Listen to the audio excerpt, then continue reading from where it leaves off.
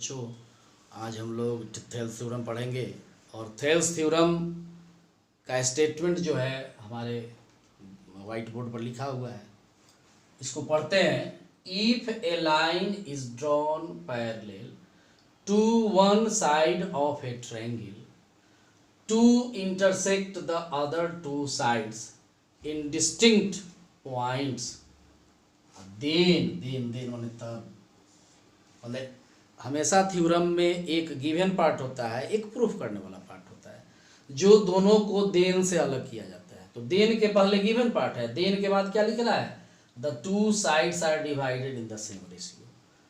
तो इसमें one side, first side किसको मानना है, तो जनरली जो है पृथ्वी के जो हॉरिजेंटल लाइन हो, जैसे ये हॉरिजेंटल लाइन है, इसको वन लाइन फर्स्ट लाइन मान लिए।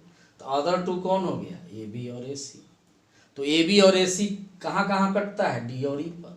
तो इस व्यवस्था को लिख देना है। किसकी चर्चा हो रही है, तो ट्रायंगल की चर्चा हो रही है। तो यहाँ लिखेंगे let A B C is a triangle in which DE is drawn parallel to BC such that AB and AC divided at D and E respectively. Okay, then we have to prove that, क्या prove करना है, then के बाद the two sides are divided in the same ratio। अब मान लेते हैं ये एक हमारे पास छड़ी है, ये यहाँ से जो है यहाँ क्रॉस लगा हुआ है चिन्ह। यहाँ से अगर इसको काट दें हम, तो काटने के बाद ऊपर सेंटीमीटर में माप लिया जाए, नीचे सेंटीमीटर में माप के भाग दे दिया जाए, तो रेशियो निकल जाएगा। इसी को रेशियो बोलते हैं। तो ऊपर और नीचे का रेशियो हम लिख देंगे और इधर का भी रेशियो लिख देंगे, वो बराबर होगा, यही कह रहा है। तो रेशियो क्या हो गया, ए डी, अब बटा नीचे क्या हो जाएगा, डी बी, और दाहिने में फिर क्या हो जाएगा, ए ई अपॉन ई सी। यही आपको प्रूव करना है।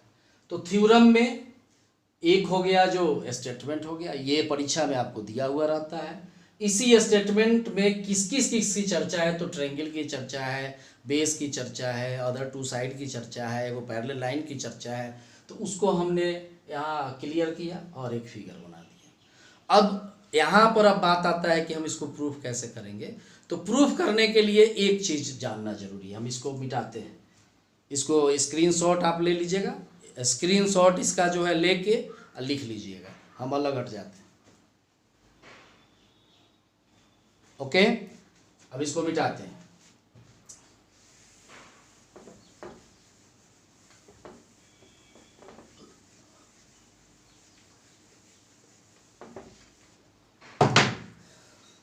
एक ट्रायंगल हम बनाते हैं, सपोज कीजिए ये ट्रायंगल हो गया, इसका एरिया निकालना है, ठीक है, एरिया निकालना है। ये बेस होता है, जनरली यही बेस होता है, ओके। लेकिन कभी कभी बेस ये भी होता है, ये भी हो सकता है। तो ये बेस होगा तो बड़ा आसान है, ऐसे आ जाएगा। ऐसे अगर इसको, इस व्यवस्था को हम यहाँ से छोड़ दें, तो कोई भी चीज़ सीधा करके छोड़ दिया जाए तो वो हर परपेंडिकुलर लाइन हो जाता है। तो ये परपेंडिकुलर लाइन हो गया। अब परपेंडिकुलर लाइन का जो लेंथ होता है वही हो जाता है हाइट, ये हाइट हो गया। तो इसका एरिया बताइए, इसका एरिया लिखिएगा, एरिया ऑफ ट्रायंगल। अब बेस जो है उसको डॉट लगाइए, बेस बी से शुरू है, सी तक गया है, और कहाँ से परपेंडिकुलर खींचे, ए से। तो इसका एरिया कितना हो जाएगा, ए बी सी का एरिया लिखेंगे तो half into B C into इसका नाम डी लिख दिए, ए डी। ओके, अब मान लेते हैं कि ट्रायंगल जो है ऐसा बना देते हैं, इसको आगे बढ़ा देते हैं, इसको मिला देते हैं। ओके, अगर मान लेते हैं यहाँ ई लिख देते हैं, कोई कहे कि इसका एरिया निकाल दीजिए, ठीक है, तो ये बेस अगर हो, बेस होगा ही होगा, क्योंकि हमने एक चीज़ याद रखना है आपको बस, जमीन के जो भी हॉरिजेंटल लाइन हॉरिजेंटल होगा उसको बेस माना, इजी गोइंग माना जाएगा। तो ये बेस हो गया। बेस कहाँ से कहाँ तक गया? सी से लेके ई तक गया। तो C triangle, area of triangle, C तो लिखाना ही है, सी और ई लिखाना है, लेकिन परपेंडिकुलर कहाँ से खींचा गया है? देखिए परपेंडिकुलर, ये ट्रायंगल बनने के लिए यहाँ तक आना पड़ेगा, तो यहाँ से फिर यही परपेंडिकुलर वही हो गया, एडी ही हो गया। आपको बार बार पढ़ने को मिला भी होगा। तो यहाँ ट्रायंगल ए सी ई हो जाएगा और half into C E, okay, into A D. कहिए कि ये क्यों कर रहे हैं? तो ये बार बार इसलिए कर रहे हैं, आपको बार बार इसलिए बता रहे हैं ताकि जो है एरिया का सूत्र जो है, एरिया का फॉर्मूला जो है हम कैसे यूटिलाइज करें। ठीक है, अब इसको फिर मिटाते हैं।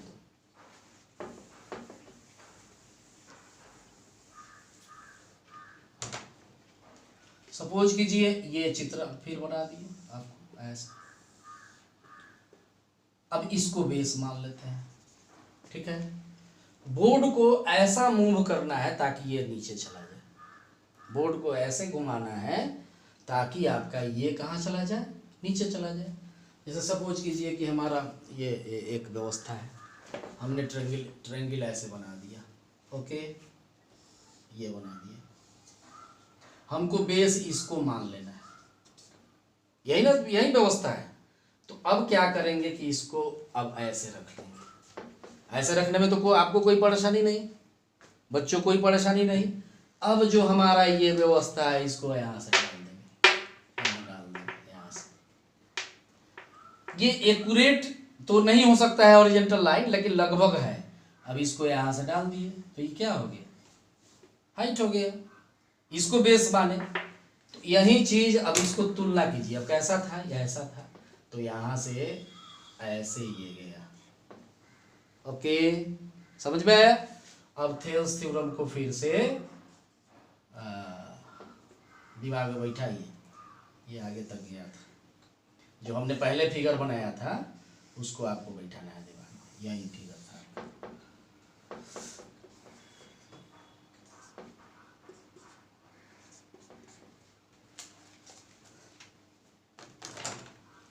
ये तो समझ में आया कि ये क्या हो गया? Perpendicular line. ये क्या हो गया? बेस। इसका नाम कुछ दे देते हैं, ई गया है तो यहाँ एफ लिख देते हैं। ओके, अब जो है आपका जो प्रूफ करने वाला था उस पर आते हैं। आपका जो प्रूफ करने वाला था क्या था? तो A D upon D B equal to A E upon E C, यही था प्रूफ, यही करना है। अब एकदम सिंपल, इतना देर जो हम बताए एरिया के बारे, एरिया के चलते बताए, लेकिन बनाना बहुत आसान है, बहुत आसान है। कैसे आसान है? तो आप क्या करें, ये जो एडी है उसको लिख दें। हल्का सा ऊपर वाला एडी कट रहा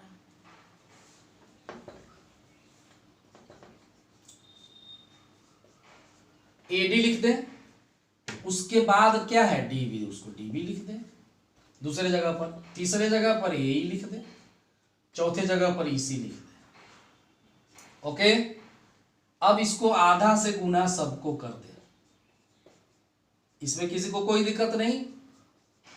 तो आप कहिएगा कि हमको क्या फायदा हुआ ही करने से। अब आप बताइए, ये जो लिख दिए इससे तो महसूस हो गया कि एरिया का सूत्र का ये कुछ पार्ट लिखा हुआ है, हाफ इंटू बेस। तो अब देखिए एडी अगर बेस हो गया, एडी, तो यहाँ से भी एक, जैसे जैसे ये हमारा चित्र है इसको मिलाइए। ए लिखा हुआ है यहाँ बी लिखा हुआ है, यहाँ क्या लिखा हुआ है? सी। इसको एफ लिखे हैं। अगर इसको हम ऐसे घुमा दें, ऐसे ऐसे ऐसे घुमा दें, और यहाँ जो है फिर इस व्यवस्था को डाल दें, यहाँ डाल दें, तो आपका ये परपेंडिकुलर फिर ऑटोमेटिक आ जाएगा। तो कैसे आया? यहाँ से इस तरह से आया ये। अब इसको जो फिगर है उस तरह से रख दिए, देखिए, तो इसलिए यहाँ से ये परपेंडिकुलर।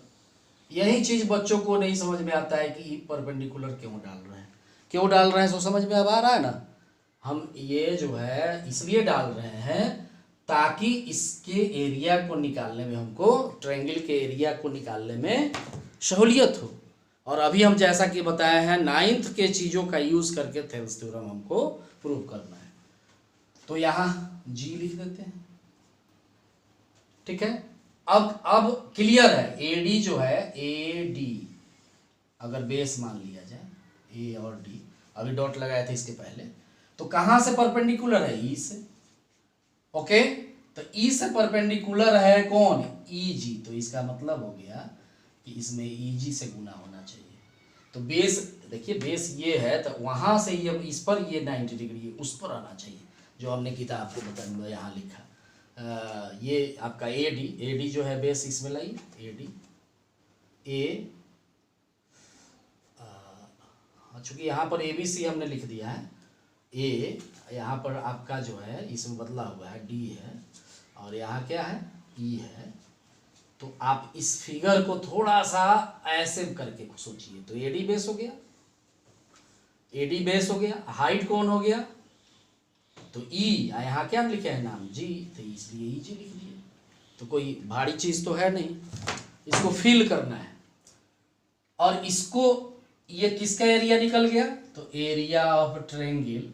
अब इजी है, वेरी इजी, डॉट जहां जहां लगा है वहां वहां नाम बोल दीजिए, इसको अल्फाबेटिकल ऑर्डर में बोलिएगा। तो A D E, A D E.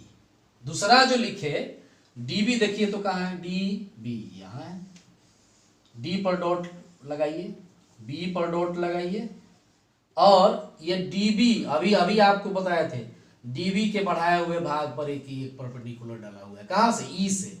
तो इसको अगर मिला देंगे तो एक ट्रायंगल ये बन जाएगा, ये ट्रायंगल एक बन जाएगा। ओके, तो इस ट्रायंगल का एरिया निकालने के लिए अभी अभी जो है, इसके पहले यहाँ बताए हुए थे, फिगर को बदल के बताए थे, थोड़ा बैक करके उसको देख लीजिए, जरा बैक करके देखिएगा तो पता चल जाएगा कि ऐसा क्यों लिख रहे हैं। तो बी डी बेस हो गया, और उसके बढ़ाए हुए पर ई जी, ईजी जो है यहाँ पर हाइट हो गया। तो ये किसका एरिया हो गया, एरिया ऑफ ट्रायंगल जो कवर किया हुआ है। तो डी, इसका नाम अल्फाबेटिकल ऑर्डर में लिखिए, तो B D E, B D E. फिर इसमें जो है ए ई बेस हो जाए, ए ई देखिए तो कहाँ, ए ई बेस है, परपेंडिकुलर डी से खींचा हुआ है, तो इसका नाम भी क्या हो जाएगा, देखिए तो ये डॉट, ये डॉट, ये डॉट, तो तीनों डॉट से ए डी ई, इसका नाम भी ट्रायंगल का क्या हो जाएगा, ए डी ई। और यहाँ पर हाइट क्या हो गया, हाइट देखिए ए ई जो है आपका बेस हो गया, तो हाइट डी एफ यहाँ लिखा है।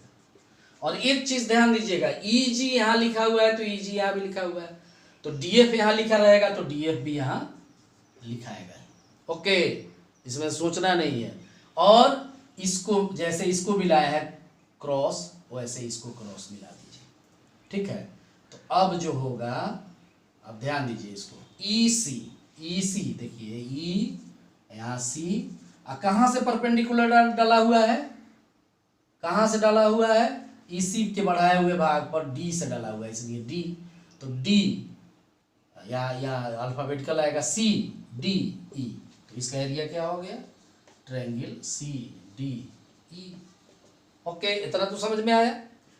अब इसका कैलकुलेशन आपके किताब में दिया हुआ है, मैं मोटा मोटी तौर पर, कैलकुलेशन आपको आता है, अगर कैलकुलेशन नहीं आता हो तो 10 में पढ़ना तो बेकार है, लेकिन आप किताब की सहायता से थोड़ा देखिएगा।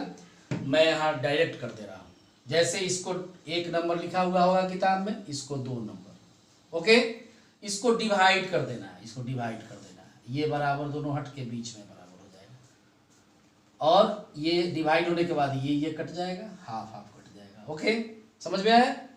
और उसी तरह से ये 3 नंबर होगा, 3 नंबर तो इससे अब एक निकलेगा, क्या निकलेगा, तो यहाँ यहाँ जो है आपको शॉर्ट कर देते हैं, इसको मिटा देते हैं, वो शॉर्ट हो जाएगा, ये कट जाएगा, यहाँ भी कट जाएगा, कटने के बाद ये जो आया 1 2 से वो दूसरा निकल गया 3 नंबर।